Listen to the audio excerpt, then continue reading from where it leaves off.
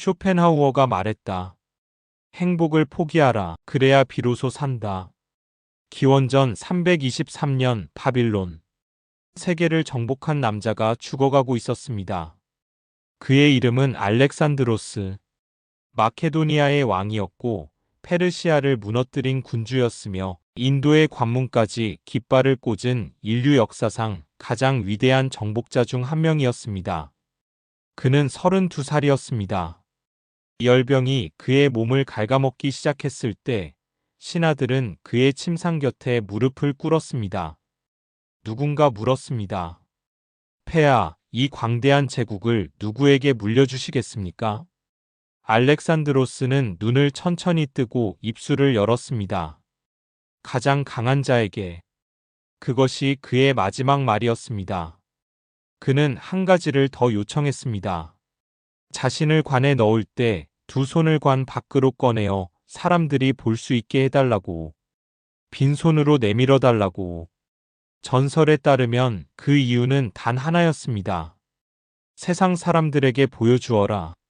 세계를 정복한 자도 결국 빈손으로 간다는 것을. 잠깐 멈추고 이 장면을 상상해 보십시오. 수십만의 군대를 지휘하고 당대 세계의 절반을 손에 쥔 남자가 죽음 앞에서 내민 것은 아무것도 없는 두 손이었습니다.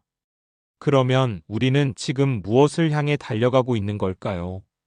오늘 아침 당신은 눈을 뜨자마자 무슨 생각을 했습니까? 더 좋은 집을 사야 한다고 생각했습니까? 아니면 저 사람보다 더 빨리 승진해야 한다고, 더 많은 돈을 벌어야 한다고, 더 멋진 사람이 되어야 한다고 생각했습니까? 그리고 그 생각이 당신을 행복하게 만들었습니까? 아마 아닐 겁니다. 오히려 그 생각은 당신을 침대 위에서 무겁게 짓눌렀을 것입니다. 이 불일치, 이 이상한 간극. 열심히 살수록 더 피곤하고, 더 많이 가질수록 더 허기지고, 더 인정받으려 할수록 더 초라해지는 이 역설. 오늘 우리가 이야기할 사람은 바로 이 역설에 평생을 바쳐 싸운 철학자입니다. 19세기 독일의 아르투어 쇼펜하우어. 그는 당대에 거의 아무도 알아주지 않았던 철학자였습니다. 강의실에는 학생들이 모이지 않았고 그의 책은 수십 년째 서점 구석에 쌓여 있었습니다. 그런데 그가 70을 넘긴 노년에 쓴 얇은 에세이집 한 권이 세상에 나왔을 때 유럽 전역이 흔들렸습니다. 사람들은 그 책을 읽으며 울었습니다. 왜냐하면 그 책은 행복해져라고 말하지 않았기 때문입니다. 그 책은 오히려 이렇게 말했습니다. 행복이라는 단어를 아예 없애버려라. 그러면 오히려 살 것 같아질 것이다. 오늘 우리는 그 철학을 함께 걸어갑니다. 이것은 당신이 기대하는 방식의 위로가 아닐 수 있습니다. 쇼펜하우어는 달콤한 말을 하지 않습니다. 그는 당신의 등을 다독이는 대신 당신이 지금 붙들고 있는 것이 무엇인지를 정확하게 가리킵니다. 차갑게, 그러나 정직하게, 그리고 묘하게도 그 차가운 정직함이 어떤 따뜻한 위로보다 더 깊은 안도감을 줍니다. 자, 시작합니다. 우리는 태어날 때부터 하나의 명령을 받습니다. 행복해져야 한다. 이 명령은 부모님의 입에서 나오고 학교 선생님의 칠판에 적히고 SNS의 피드에서 쏟아집니다. 행복한 가정, 행복한 직장, 행복한 노후. 우리 삶의 모든 목표는 결국 행복이라는 두 글자로 수렴됩니다. 그런데 쇼펜하우어는 여기서 아주 불편한 질문 하나를 던집니다. 행복이 무엇인지 정확히 설명할 수 있는 사람이 있는가? 생각해보면 없습니다. 어떤 사람은 돈이 많으면 행복하다고 하고, 어떤 사람은 사랑하는 사람과 함께 있으면 행복하다고 하고, 어떤 사람은 유명해지면 행복하다고 합니다. 그리고 그것들을 모두 얻은 사람들은 뭐라고 했습니까? 여전히 무언가 부족하다고 했습니다. 쇼펜하우어는 이 현상을 보면서 냉정하게 진단을 내립니다. 행복은 원래 존재하지 않는다. 행복이란 단지 고통이 잠깐 멈춘 상태에 우리가 붙인 이름일 뿐이다. 처음 이 말을 들으면 허무하게 느껴집니다. 하지만 조금 더 들어보면 이 말 속에 놀라운 해방감이 숨겨져 있습니다. 아리스토텔레스는 일찍이 이런 말을 했습니다. 현자는 즐거움을 추구하지 않는다. 고통이 없는 상태를 추구한다. 쇼펜하우어는 이 통찰을 계승하면서 더 날카롭게 갑니다. 우리가 행복이라고 부르는 감각은 사실 무언가를 얻었을 때 오는 기쁨이 아닙니다. 그것은 그 무언가를 원하는 욕망이 잠시 충족되면서 고통이 사라진 상태입니다. 배가 고프다가 밥을 먹었을 때 느끼는 만족감. 그것이 행복의 전부입니다. 그렇다면 밥을 먹고 나면 어떻게 됩니까? 또 다른 욕망이 고개를 듭니다. 이번엔 배가 아프다거나 졸음이 온다거나 오늘 회의에서 있었던 불쾌한 기억이 되살아납니다. 욕망은 채워지는 순간 사라지지 않습니다. 다른 욕망으로 바뀔 뿐입니다. 쇼펜하우어는 이것을 인간 존재의 근본 구조라고 말합니다. 그는 이 구조에 이름을 붙였습니다. 의지윌. 이 의지는 인간의 이성이 아닙니다. 의지는 이성보다 훨씬 오래되고 훨씬 강하고 훨씬 맹목적인 힘입니다. 그것은 살아남으려 하고 먹으려 하고 번식하려 하고 지배하려 합니다. 그리고 절대 만족하지 않습니다. 왜냐하면 의지의 목적은 만족이 아니라 지속이기 때문입니다. 이 의지가 우리를 끊임없이 무언가를 향해 달려가게 만듭니다. 더 좋은 직장, 더 좋은 집, 더 좋은 파트너, 더 좋은 몸. 그리고 우리는 그것을 향해 달리면서 자신에게 말합니다. 저것만 이루면 행복해질 거야. 하지만 막상 이루고 나면 어떻습니까? 3일 후에는 그것이 당연한 것이 되어 있습니다. 그리고 또 다른 저것이 나타납니다. 이것이 쇼펜하우어가 말하는 삶의 실체입니다. 그는 이것을 숨기지 않습니다. 오히려 직면하라고 말합니다. 왜냐하면 이 실체를 직면한 사람만이 그 굴레에서 벗어날 수 있기 때문입니다. 프랑스에는 이런 속담이 있습니다. 더 좋은 것은 좋은 것의 적이다. 쇼펜하우어가 무척 사랑했던 이 한 문장 안에 현대인의 불행을 설명하는 모든 것이 들어 있습니다. 지금 당신에게 좋은 것이 있습니다. 그런데 더 좋은 것을 보는 순간 지금 가진 것이 나빠 보이기 시작합니다. 지금 살고 있는 집이 나쁘지 않았는데 친구가 더 넓은 집으로 이사를 갔습니다. 갑자기 내 집이 초라해 보입니다. 지금 타고 있는 차가 충분히 잘 굴러가는데 도로 위에서 더 좋은 차를 봤습니다. 갑자기 내 차가 부끄러워집니다. 이것은 탐욕의 문제가 아닙니다. 이것은 인간의 비교 본능이 만들어내는 고통의 구조입니다. 더 좋은 것을 추구하는 순간 지금 가진 좋은 것이 사라집니다.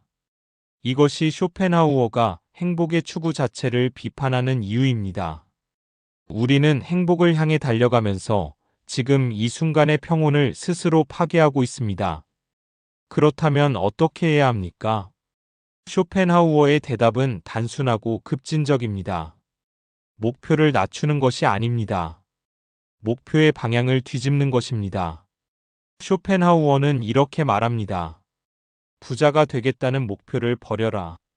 대신 가난하지 않겠다는 목표를 가져라. 건강해지겠다는 목표를 버려라. 대신 병들지 않겠다는 목표를 가져라. 행복해지겠다는 목표를 버려라. 대신 고통받지 않겠다는 목표를 가져라. 처음 들으면 소극적으로 들립니다. 이게 무슨 철학이냐, 그냥 포기하라는 말 아니냐고 생각할 수도 있습니다. 하지만 여기에는 엄청난 실천적 지혜가 숨어 있습니다. 부자가 되겠다는 목표는 도달점이 없습니다. 10억을 벌면 100억이 보이고 100억을 벌면 1000억이 보입니다. 이 목표는 당신을 평생 달리게 만들지만 결승선은 없습니다. 그러나 가난하지 않겠다는 목표는 훨씬 명확합니다. 오늘 저녁 밥을 먹을 수 있고 이달 월세를 낼 수 있고 갑자기 아파도 병원에 갈 수 있다면 그 목표는 이미 달성된 것입니다. 그리고 그 달성된 순간을 당신은 느낄 수 있습니다. 이것이 쇼펜하우어가 말하는 부정적 행복론의 핵심입니다. 행복을 향해 가는 것이 아니라 고통을 피하는 것, 무언가를 얻는 것이 아니라 잃지 않는 것. 이 방향 전환만으로도 삶의 무게가 놀랍도록 가벼워집니다. 왜냐하면 당신이 이미 가진 것들이 갑자기 다르게 보이기 시작하기 때문입니다.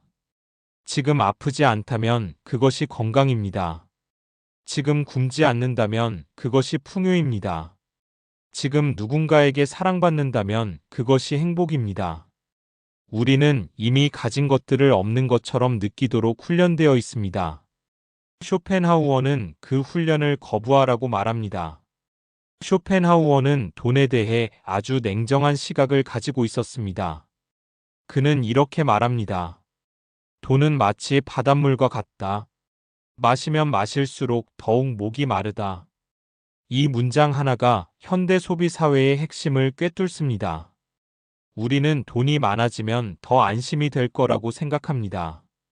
하지만 현실은 반대입니다.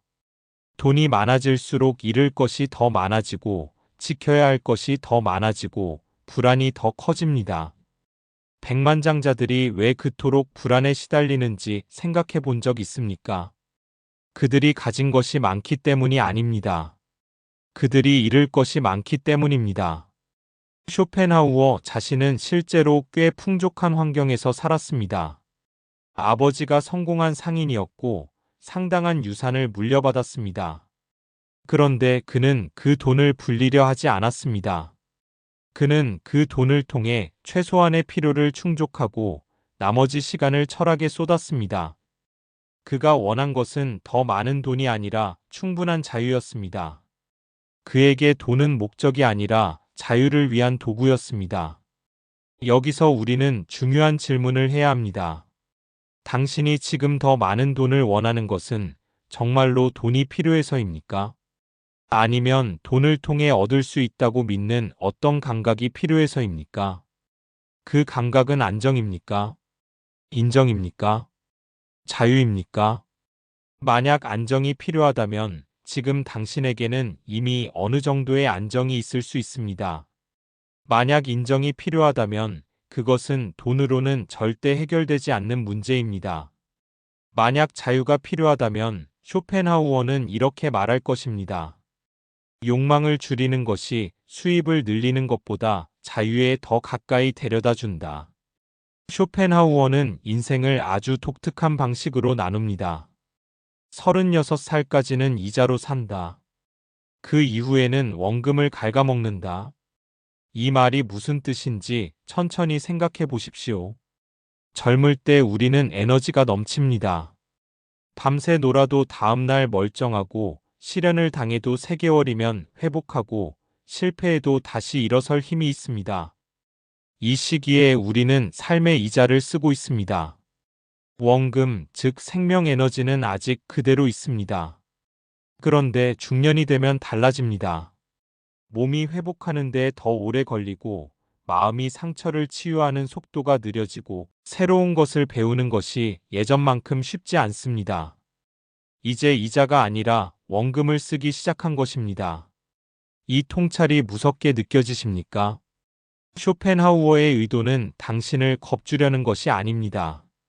그는 이 비유를 통해 이렇게 말하고 싶었습니다. 젊을 때 이자가 넘칠 때 그 에너지를 허황된 욕망에 낭비하지 마라.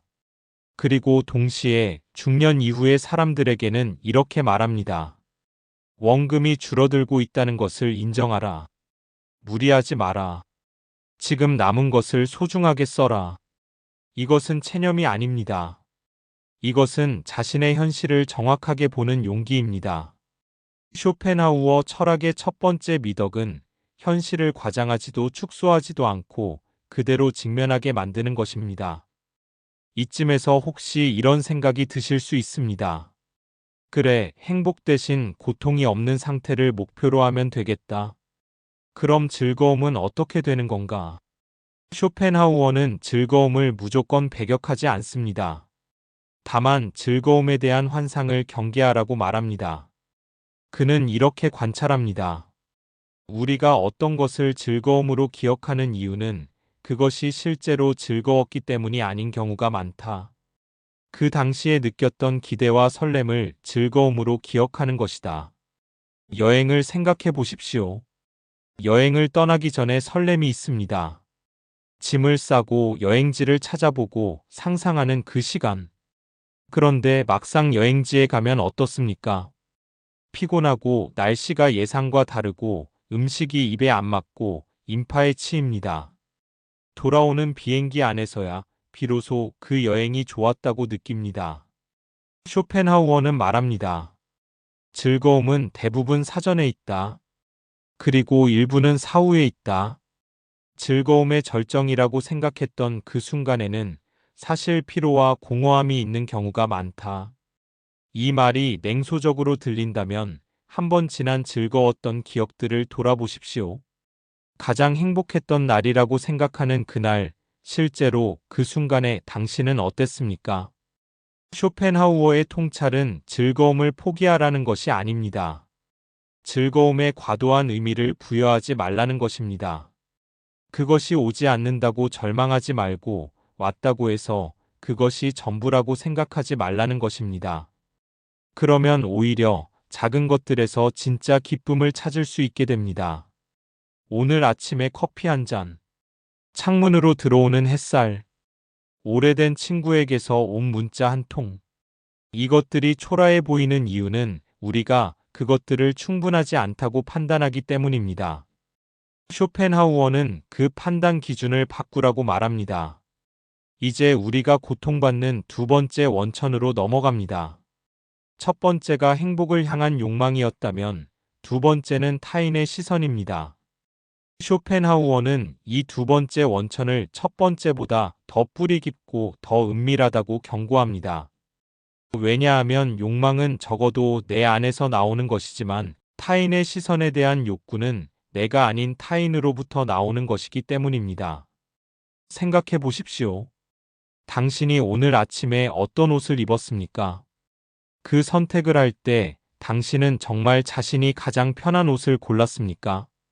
아니면 오늘 만날 사람들이 어떻게 볼지를 먼저 생각했습니까? 당신이 SNS에 무언가를 올릴 때 그것은 정말 당신이 기록하고 싶어서입니까? 아니면 사람들이 좋아요를 누를 것 같은 것을 골라서 올렸습니까? 당신이 어떤 직업을 선택했을 때 그것은 정말 당신이 원하는 일이었습니까? 아니면 부모님이 자랑스러워할 것 같은 직업이었습니까? 이 질문들이 불편하다면 당신이 이미 타인의 시선이라는 감옥 안에 있다는 뜻입니다. 쇼펜하우어는 인간이 가진 욕구를 세 가지로 나눕니다. 첫째는 소유욕, 무언가를 갖고 싶은 욕구. 둘째는 쾌락욕, 좋은 것을 느끼고 싶은 욕구. 셋째는 명예욕, 타인에게 좋게 보이고 싶은 욕구. 그리고 그는 이 세 가지 중에서 가장 허황되고 가장 큰 고통을 주는 것이 세 번째 명예욕이라고 말합니다. 왜냐하면 소유와 쾌락은 적어도 내가 직접 경험할 수 있는 것이지만 명예는 타인의 머릿속에만 존재하는 것이기 때문입니다. 당신은 타인의 머릿속에 들어가서 그것을 확인할 수 없습니다. 그것을 위해 당신은 평생 추측하고 해석하고 불안해합니다. 고대 그리스의 철학자 소크라테스에 관한 유명한 일화가 있습니다. 어느 날 소크라테스가 제자들과 이야기를 나누고 있었는데 갑자기 그의 아내가 뛰어들어와 소리를 지르며 욕설을 퍼부었습니다. 그녀는 말로만 그친 것이 아니라 양동이에 담긴 물을 소크라테스의 머리에 쏟아부었습니다. 제자들은 충격을 받아 소크라테스의 반응을 지켜보았습니다. 소크라테스는 물에 흠뻑 젖은 채로 조용히 미소를 지으며 말했습니다. 번개가 치고 나면 비가 오는 법이지. 그리고 그 자리를 유유히 떠났습니다. 또 다른 이야기에서는 누군가가 소크라테스를 발로 찼을 때 주변 사람들이 당신은 왜 가만히 있느냐고 물었습니다. 소크라테스는 이렇게 대답했습니다. 당나귀에게 발길질을 당했다고 해서 법정에 고소할 것인가? 이 일화들은 단순한 인내심 이야기가 아닙니다. 쇼펜하우어가 이 이야기를 사랑했던 이유가 있습니다. 소크라테스는 타인의 행동이 자신의 내면을 건드릴 수 없도록 내면의 질서를 구축한 사람이었습니다. 타인이 나를 어떻게 대하든 그것이 내 자존감을 결정하지 않았습니다. 타인의 말이 나를 무너뜨릴 수 없었습니다. 왜냐하면 소크라테스의 자존감의 근거는 외부에 있지 않고 내부에 있었기 때문입니다. 쇼펜하우어는 이것을 내면의 질서라고 부릅니다. 그리고 이 내면의 질서가 없는 사람은 평생 타인의 반응에 끌려다닌다고 말합니다. 우리 사회에는 체면이라는 강력한 문화적 강제가 있습니다. 체면을 지켜야 한다. 예의를 갖춰야 한다. 품위 있게 행동해야 한다. 이 말들은 사회를 유지하는데 어느 정도 필요한 것들입니다. 하지만 쇼펜하우어는 경고합니다. 체면이 삶의 기준이 되는 순간 당신은 당신 자신을 잃어버린다. 체면을 위해 먹기 싫은 자리에 나갑니다. 체면을 위해 사고 싶지 않은 것을 삽니다. 체면을 위해 말하고 싶지 않은 말을 합니다. 체면을 위해 하고 싶지 않은 일을 합니다. 이것을 싸다 보면 어떻게 됩니까? 어느 순간 자신이 무엇을 원하는지, 무엇이 좋은지, 자신이 어떤 사람인지를 잃어버립니다. 타인의 시선으로 이루어진 가면이 얼굴에 달라붙어 그 안에 있는 자신의 얼굴이 사라지는 것입니다. 쇼펜하우어는 단호하게 말합니다. 타인의 머릿속에 존재하는 당신의 이미지는 당신이 아니다. 당신의 직업, 당신의 학벌, 당신의 재산, 당신의 외모. 이것들은 타인이 당신을 분류하기 위해 사용하는 라벨일 뿐입니다. 그 라벨이 실제 당신은 아닙니다. 그런데 우리는 평생 그 라벨을 관리하는 데 에너지를 씁니다. 더 좋은 라벨을 얻기 위해, 나쁜 라벨을 지우기 위해. 그리고 정작 라벨 안에 있는 자신, 진짜 자신을 들여다보는 시간은 갖지 못합니다.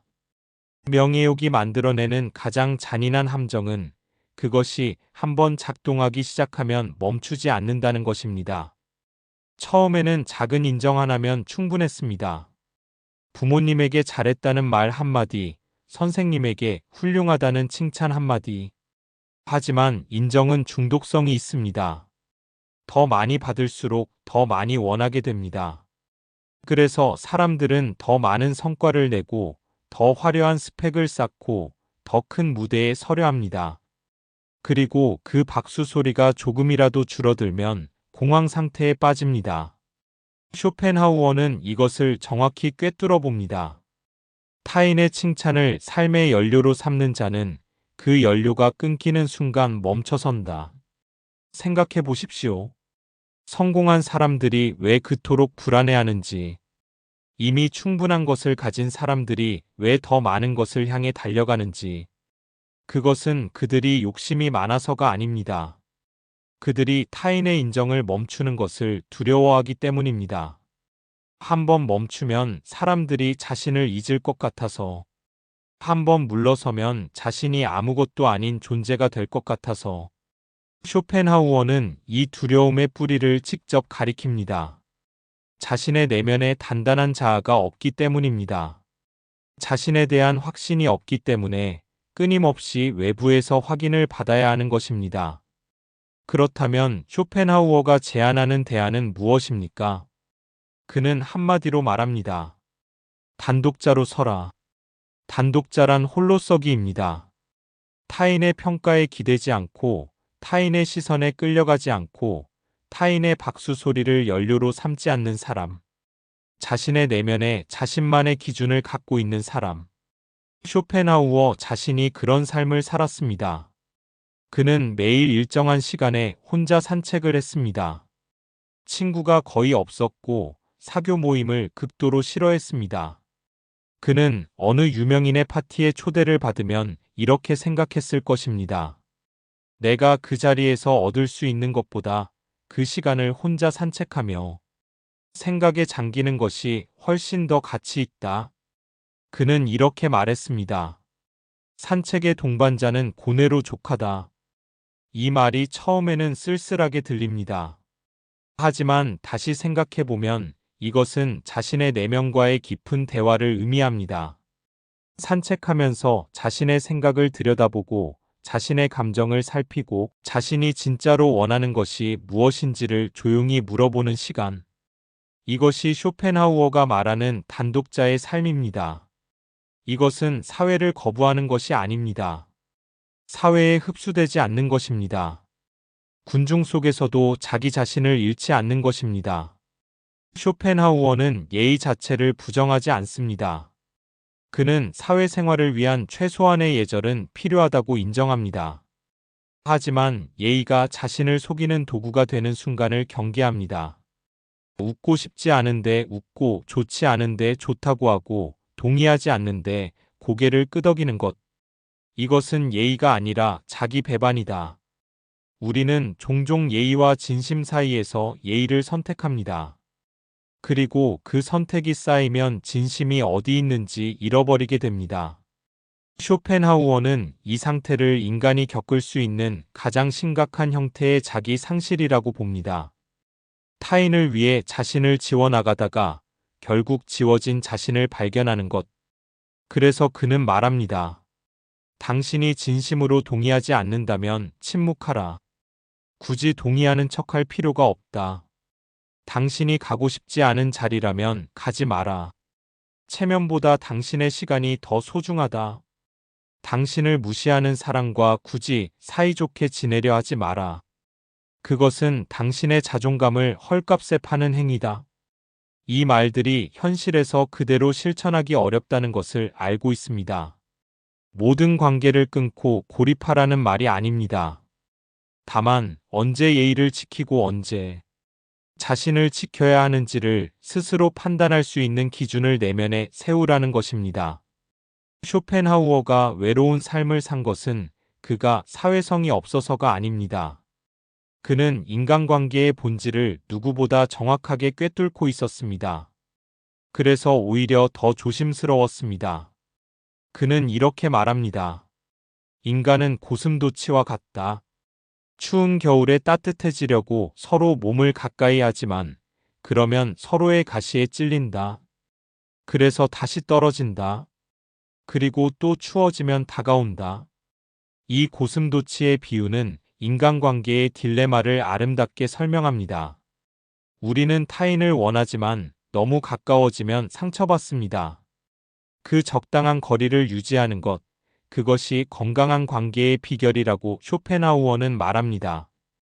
그리고 그 거리를 유지하기 위해서는 혼자 있는 시간이 필요합니다. 고독은 결함이 아닙니다. 고독은 자기 자신을 회복하는 시간입니다. 쇼펜하우어는 말합니다.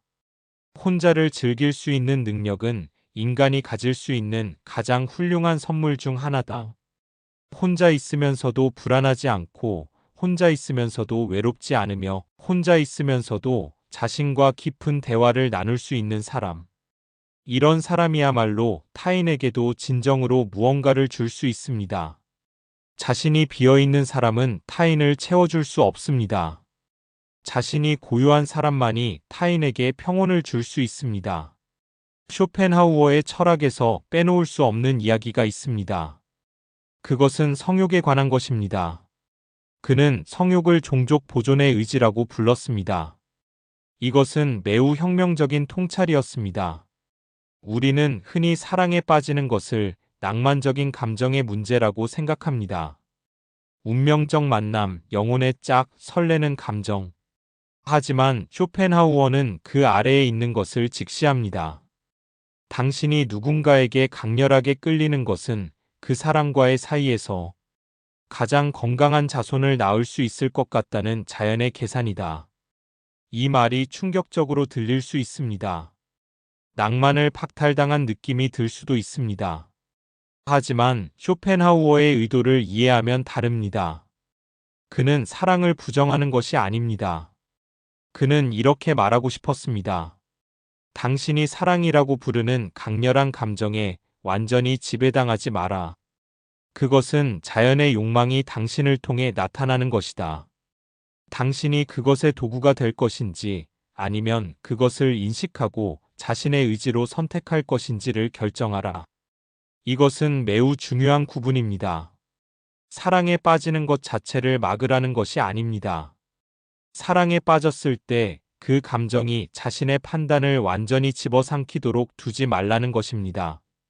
열정적인 사랑의 순간에도 자기 자신의 한 부분은 조용히 지켜보고 있어야 한다는 것입니다.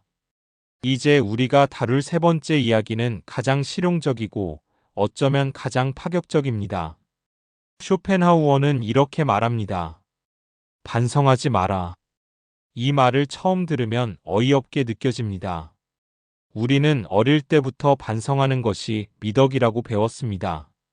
일기를 쓰고 자신을 돌아보고 잘못한 것을 인정하고 더 나은 사람이 되려고 노력하는 것. 그런데 쇼펜하우어는 이것에 정면으로 도전합니다. 그의 정확한 말은 이것입니다.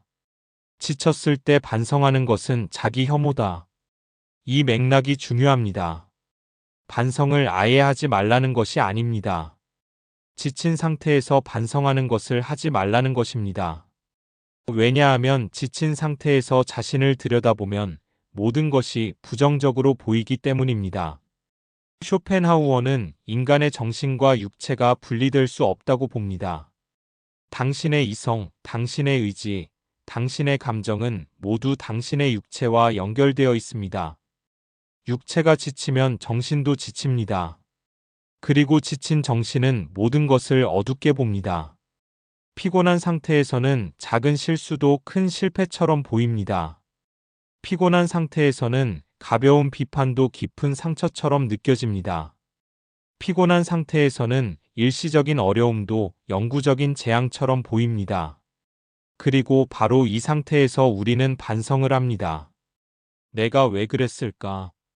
나는 왜 이렇게 못났을까? 나는 왜 이 모양일까? 이 반성은 진짜 반성이 아닙니다. 이것은 피로가 만들어낸 자기 공격입니다.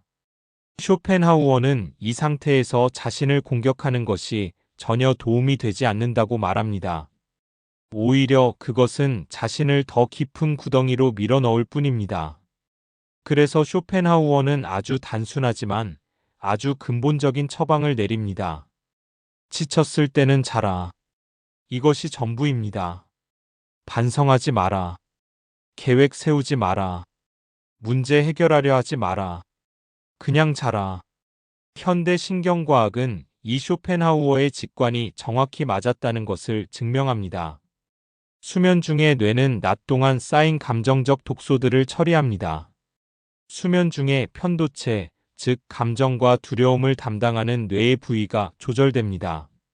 수면 중에 전전두엽, 즉 이성적 판단을 담당하는 부위가 회복됩니다. 충분히 잠을 자고 일어난 아침에 어제, 저녁에 그렇게 크게 보이던 문제가 훨씬 작게 보이는 경험을 해본 적 있습니까? 그것은 착각이 아닙니다. 실제로 당신의 뇌가 회복된 것입니다. 쇼펜하우어는 이 현상을 경험과 직관으로 알고 있었습니다. 그는 말합니다. 가장 처절한 순간에 가장 필요한 것은 거창한 결단이 아니다. 잠이다. 잠과 함께 쇼펜하우어가 강조하는 또 하나의 실천은 산책입니다. 그는 매일 빠짐없이 혼자 산책을 했습니다. 이것은 단순한 운동이 아니었습니다. 그에게 산책은 일종의 철학적 수련이었습니다. 산책을 하면서 다리를 움직이고 공기를 마시고 풍경을 보면 어떤 일이 일어납니까? 마음이 조금씩 열립니다. 뭉쳐있던 생각들이 풀립니다. 강박적으로 붙들고 있던 걱정들이 잠시 느슨해집니다. 이것은 왜 일어나는 걸까요? 쇼펜하우어의 언어로 설명하면 걷는 행위가 의지의 에너지를 몸으로 돌리기 때문입니다. 의지는 끊임없이 무언가를 원하고, 무언가를 두려워하고, 무언가를 계획합니다. 그런데 걷는 행위가 그 의지의 에너지를 분산시킵니다. 단순하고 반복적인 신체 운동이 머릿속의 소용돌이를 잠재우는 것입니다. 현대적으로 해석하면 이것은 마음 챙김의 MINDFULNESS의 가장 원시적이고 가장 강력한 형태입니다. 복잡하게 생각하지 마십시오. 무거운 짐을 지고 있다면 그냥 밖으로 나가서 걸으십시오.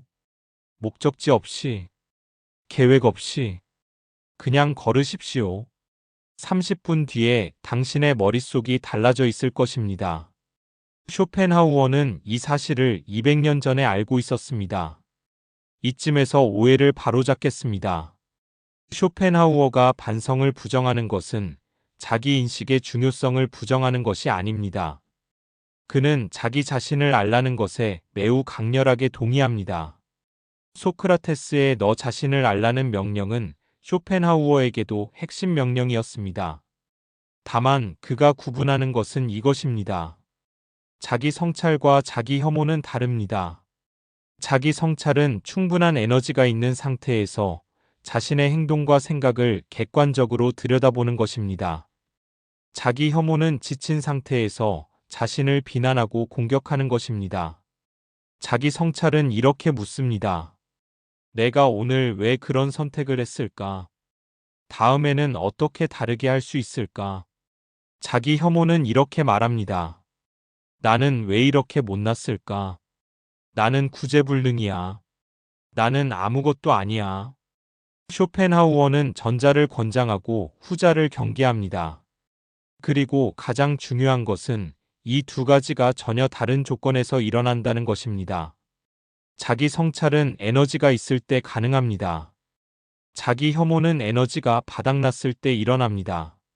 그러므로 에너지가 바닥났을 때, 즉 지쳤을 때는 반성하지 마십시오.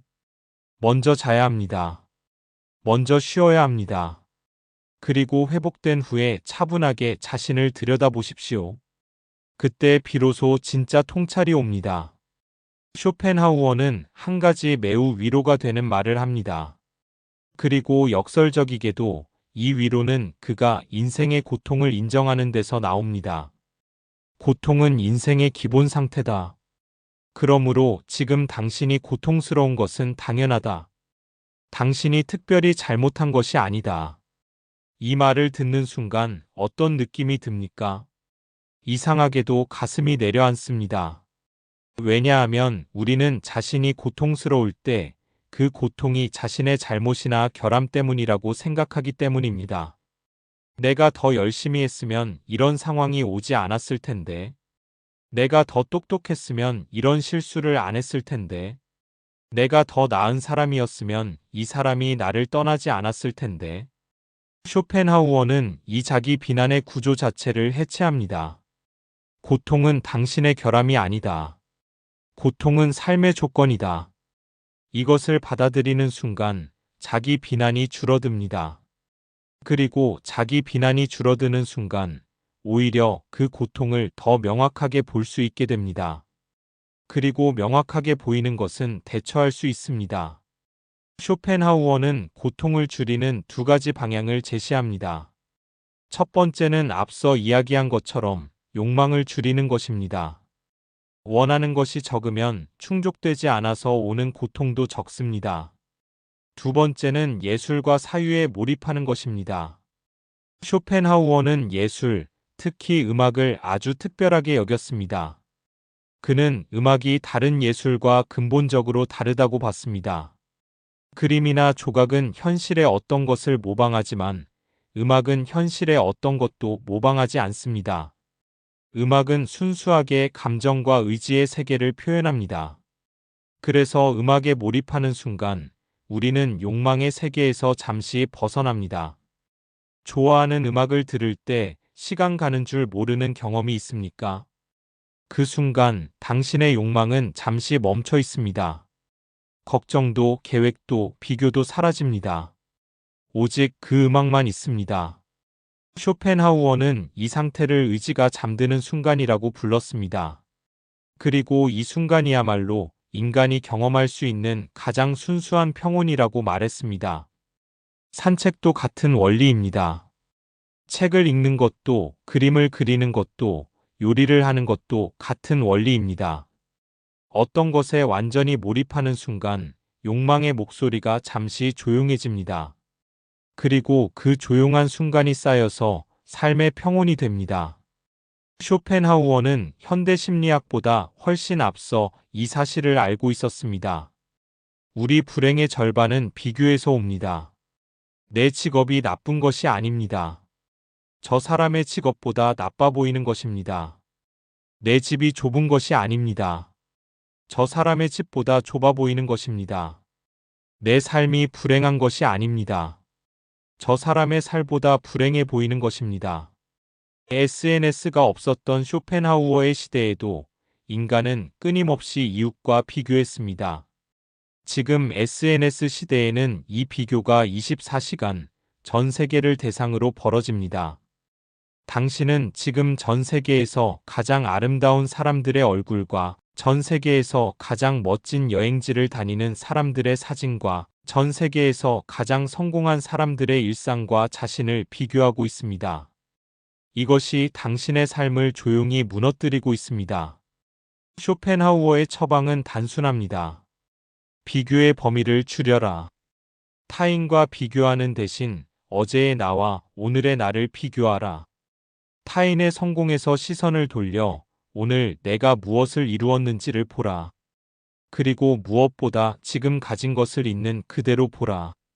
쇼펜하우어의 철학을 한 문장으로 압축한다면 이렇게 될 것입니다. 나는 타인에게 필요한 물건이 되길 거부한다. 이 선언이 무슨 뜻인지 생각해 보십시오. 우리는 어릴 때부터 타인에게 필요한 사람이 되라고 배웁니다. 사회에 기여하는 사람, 조직에 도움이 되는 사람, 가족에게 필요한 사람. 이것 자체가 나쁜 것은 아닙니다. 하지만 여기서 생기는 문제가 있습니다. 타인에게 필요한 사람이 되려는 욕구가 지나칠 때 우리는 타인의 필요에 맞게 자신을 변형하기 시작합니다. 직장에서는 상사가 원하는 사람이 됩니다. 가정에서는 가족이 원하는 사람이 됩니다. 사회에서는 사람들이 원하는 이미지의 사람이 됩니다. 그렇게 모든 사람에게 필요한 사람이 되다 보면 정작 자신에게 필요한 것을 잃어버립니다. 자신이 무엇을 원하는지, 자신이 어떤 삶을 살고 싶은지, 자신이 어떤 사람인지. 쇼펜하우어는 이 상실을 가장 근본적인 형태의 자기 파괴라고 봅니다. 그는 말합니다. 당신의 존재 이유는 타인의 필요를 충족하는 것이 아니다. 당신의 존재 이유는 당신 자신이 존재하는 것이다. 이것은 이기심을 옹호하는 것이 아닙니다. 이것은 자기 자신에 대한 최소한의 충실함을 지키라는 것입니다. 자신의 삶을 자신의 것으로 살라는 것입니다. 여기까지 쇼펜하우어의 이야기를 들었다면 이런 생각이 들 수 있습니다. 이 사람은 너무 비관적인 거 아닌가? 인생이 고통이고 욕망은 채워지지 않고 타인은 믿을 수 없고 행복은 환상이라면 그냥 살지 말라는 소리인가? 이것은 쇼펜하우어에 대한 가장 흔한 오해입니다. 그는 비관론자가 아닙니다. 그는 현실론자입니다. 비관론자는 현실이 나쁘다고 믿고 절망합니다. 현실론자는 현실이 어떤지를 정확하게 보고 그 안에서 어떻게 살 것인지를 선택합니다. 쇼펜하우어가 하고 싶었던 말은 이것입니다. 인생이 고통이라는 것을 받아들이면 역설적으로 그 고통을 감당할 수 있게 된다.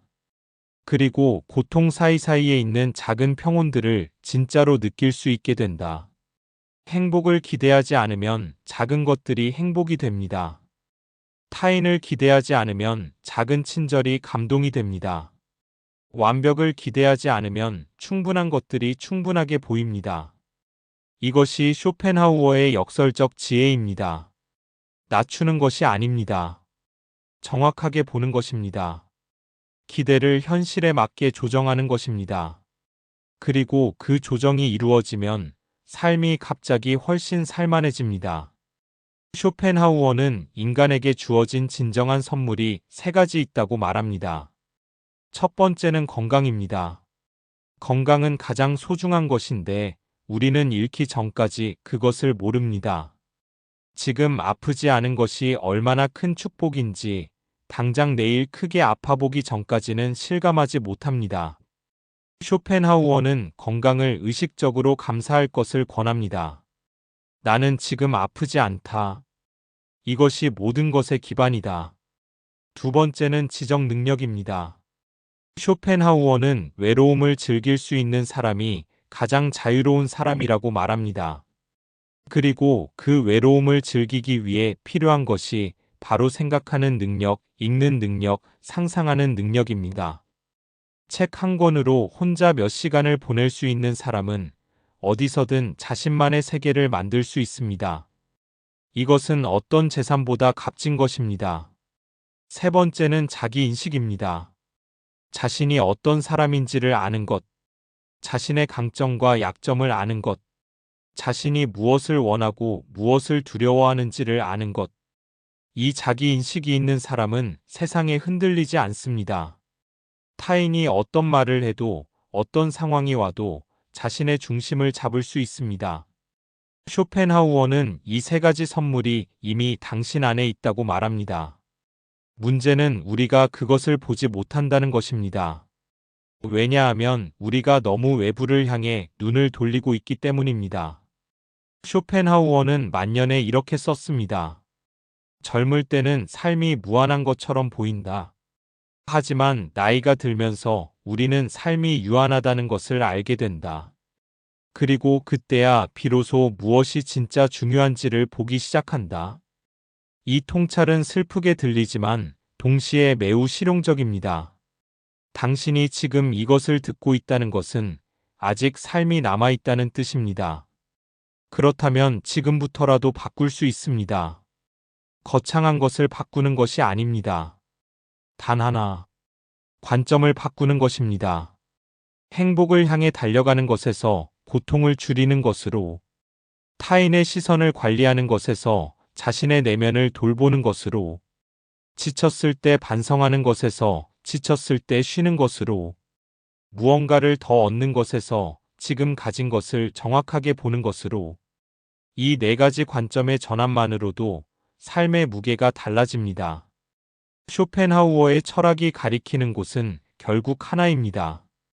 지금 이 순간, 과거의 실수를 반추하지 말고, 미래의 불안을 미리 경험하지 말고, 지금 여기 이 순간에 집중하는 것, 그것이 인간이 경험할 수 있는 가장 충만한 상태입니다. 물론 이것은 말처럼 쉽지 않습니다. 우리의 의지는 끊임없이 과거와 미래로 달아납니다. 과거를 후회하고 미래를 걱정합니다. 그 사이에서 현재는 사라집니다.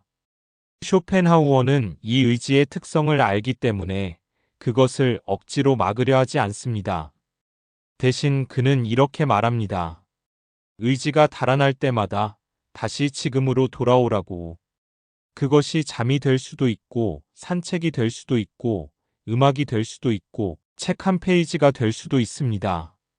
중요한 것은 돌아오는 것입니다. 지금 이 순간으로. 쇼펜하우어의 철학을 통해 우리가 마지막으로 도달해야 하는 지점은 이것입니다.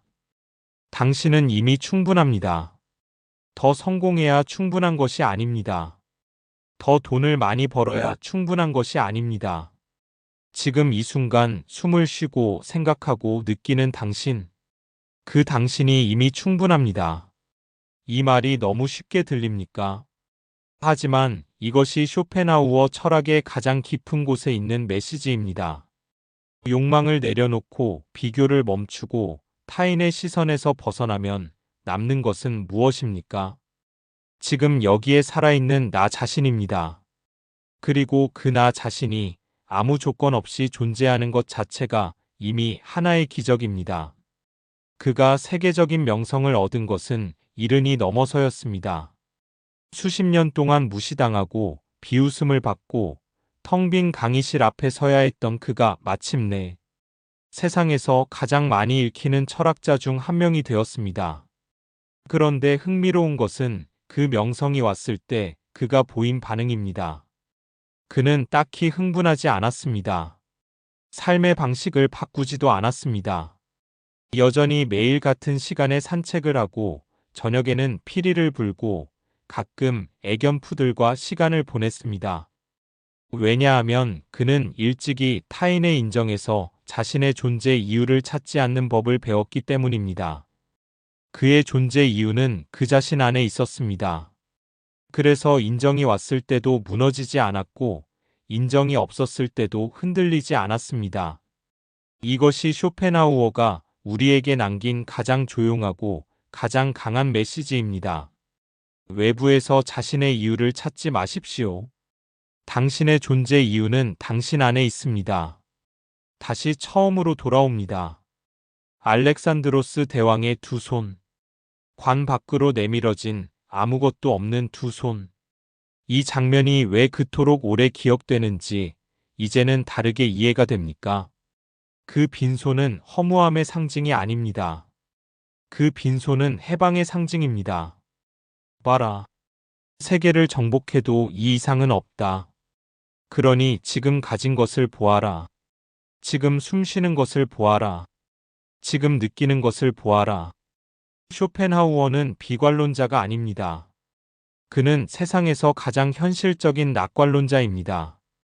기대를 낮추어 실망을 줄이는 낙관론자가 아닙니다. 현실을 정확하게 보기 때문에 그 안에 있는 진짜 아름다움을 볼 수 있는 낙관론자입니다. 행복해야 한다는 강박을 내려놓으십시오. 완벽해야 한다는 강박을 내려놓으십시오. 타인에게 좋은 사람이어야 한다는 강박을 내려놓으십시오.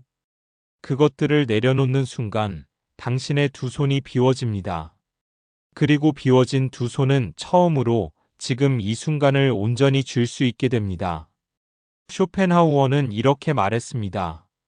결국 인간이 소유하는 것은 자기 자신뿐이다.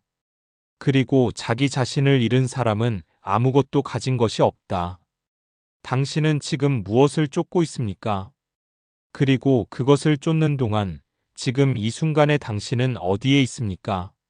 오늘 하루 단 한 번만이라도 멈춰 보십시오.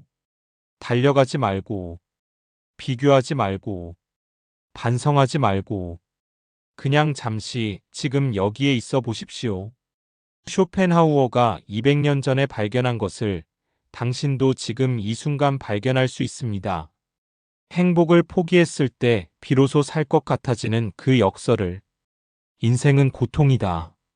하지만 그 고통을 직면한 자에게만 그 사이사이에 평온이 보인다. 여러분은 지금 삶에서 가장 내려놓기 어려운 것이 무엇인가요? 행복에 대한 강박인가요? 타인의 시선인가요? 아니면 완벽해야 한다는 생각인가요?